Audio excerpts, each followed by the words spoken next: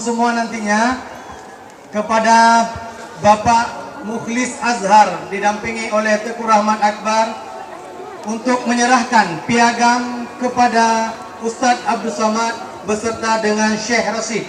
Kami persilahkan. Mohon diberikan tempat. Semua ingin mengabadikan momen ini. Mohon maaf, azan sudah menggema. Kita hormati azan.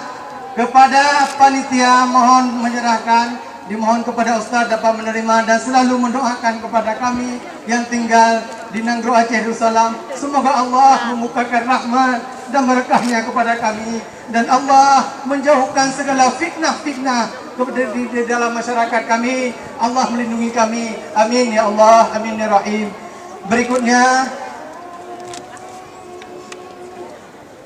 kami mohon kepada Bapak Mukhlis Azhar menyerahkan kepada Syekh Rashid. Semoga ini momen kepada kita semua, anak-anak kita mampu menghafal Al-Quran, mampu menjaga Al-Quran. Dengan kebersamaan hari ini kita buktikan yang bahwa masyarakat Aceh merupakan masyarakat yang santun. Demikian, mohon maaf, berikan kesempatan kepada Ustaz.